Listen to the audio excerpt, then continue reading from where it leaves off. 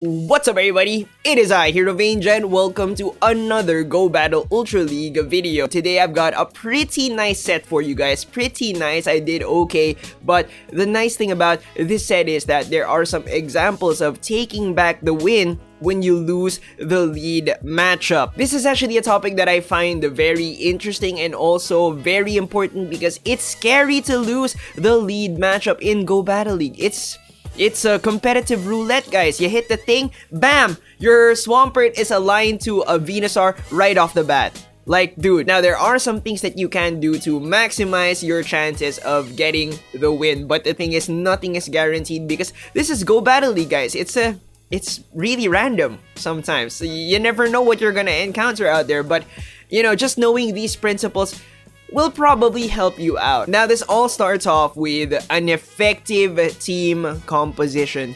You need a good team composition if you want to have any chance of taking back the win or a win from anybody. Okay, especially if you lose the lead. Now, an effective team composition starts off with a lead Pokemon that has a high win rate against the meta, right? And when I say the meta, try to think of like common picks, try to think of like a popular Pokemon that you see in Go Battle League. Think about that. Try to think of like a Pokemon that can maybe like cover most of them. Now, what you want to have in the back is you want to have a bodyguard for that lead Pokemon, right? That is very important. So for the things that counter your lead Pokemon, you want to have something in the back that can cover that. That is what you call a bodyguard. Okay, it guards your lead Pokemon. And then in the back, you want to have a super hard counter to the things that counter your lead Pokemon. Alright, and that is, I guess, a bigger bodyguard. Alright, but that is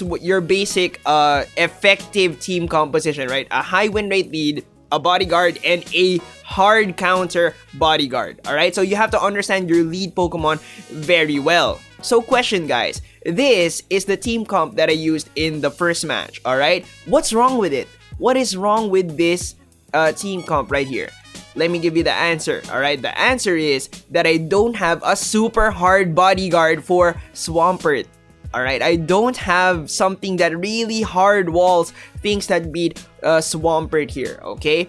Dragonite is a pretty soft counter to Giratina. Togekiss is, I thought it would be a hard counter to Giratina, but it's actually pretty soft, especially the altered form with the rocks, right? The rocks kinda hurt. I mean, not enough to kill it, but still, it hurts. Also, another problem that I have is if somebody leads a Venusaur, this becomes a sandwich type situation. What does that mean, right? My only counter, Dragonite, is sandwiched in between two Pokemon that are weak to Venusaur. Venusaur, being a grass poison type, beats a Swampert and Togekiss, and that's just not a good situation. Team comp, not looking too great, but the thing is, I'm on a budget, so there's really nothing I can do right now, but I am getting more Pokemon soon. So this is the team comp, and I'm gonna battle this person right here. This next battle is actually an example of taking back the lead, alright? So let's see how we do. Now, if you've been watching my videos for a while now, you know that I don't like sandwich format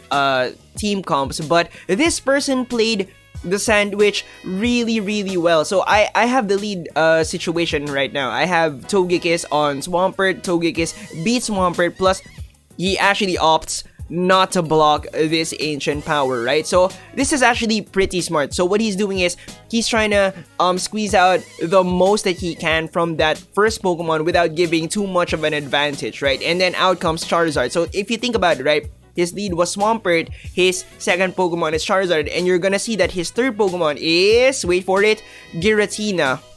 And this is basically GG because my only Giratina counter is now gone, right? So he played it very smart. Again, his team comp is a sandwich because he has his Charizard in between two Pokemon, Swampert and Giratina, that my Togekiss beats, right? But the thing is, he was thinking like this, right? He was thinking, you know what? My Swampert isn't really hard countered by this Togekiss. Let me try to squeeze out as much damage as I can so that my hard count, well, not really hard count, my counter to it can kind of like farm down. But yes, he did not farm down with his Charizard. What he did was he threw the Blast Burn right away, but that's to save the shield for this guy, right? The thing is, I did have a charge move that would require a shield, right? Ancient Power. So yeah.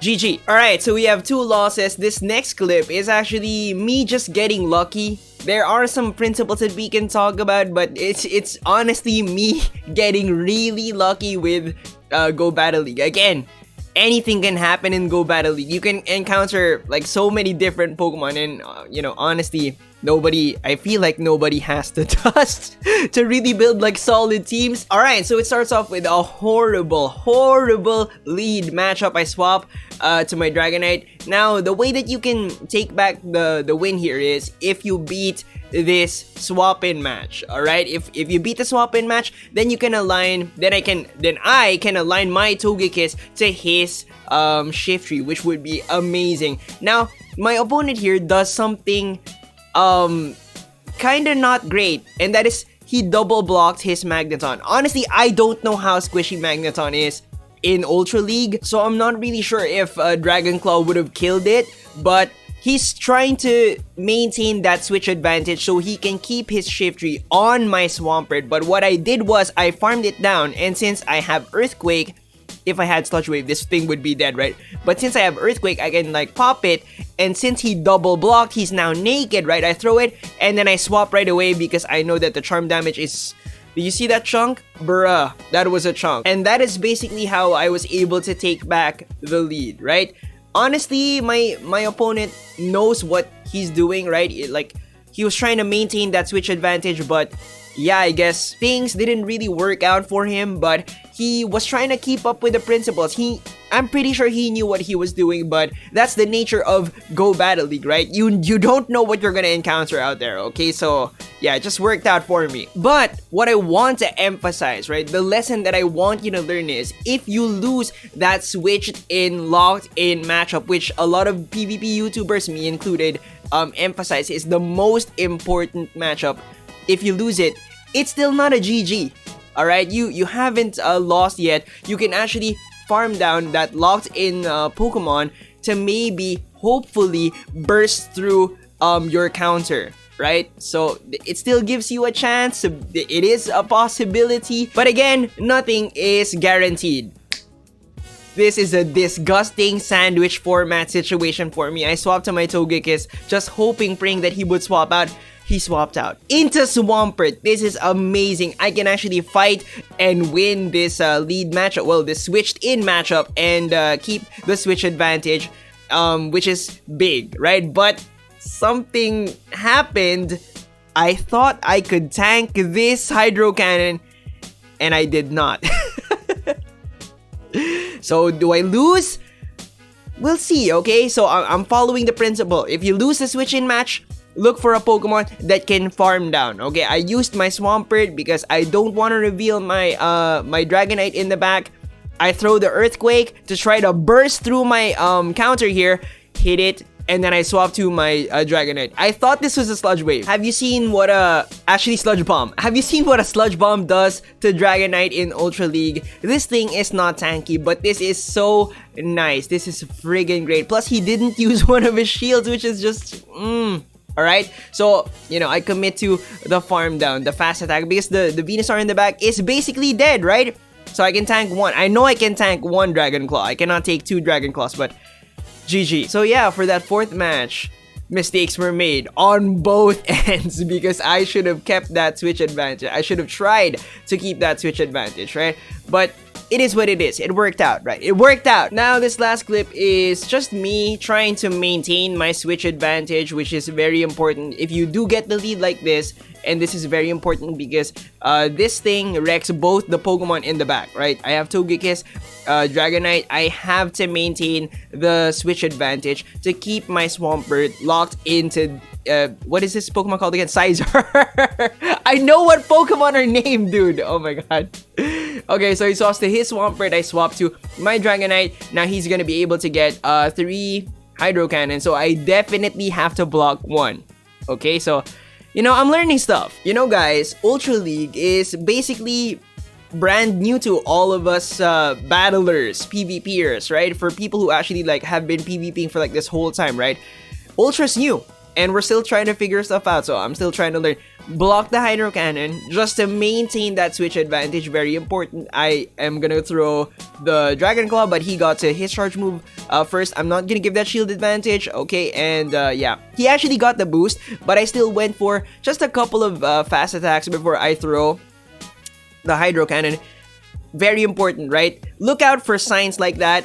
Since he blocks, I know that he probably has something in the back that is scared of Swampert, right? So I block my Swampert and out pops Muck, which would have destroyed my Togekiss. So I go for the GG.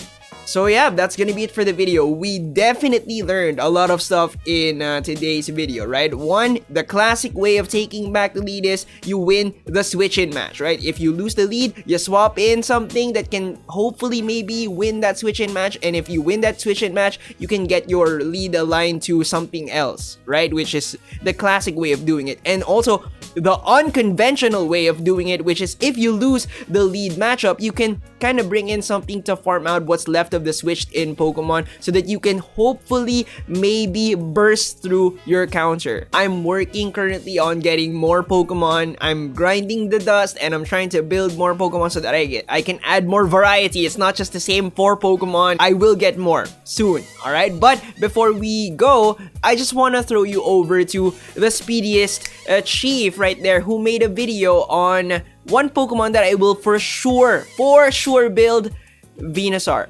Alright, he has a really spicy team comp where he has Venusaur. I'm not gonna spoil. But yes, definitely check out the speediest chief. Big shouts out to my Patreons. If you wanna support the channel, check out my Patreon right there. But maybe you're not interested in Patreon. Maybe you're interested in some merch. Maybe. Okay, check out my merch store right there. Subscribe for more content like this. Ding that notification bell. And I'll see you on the next one. Bye, guys.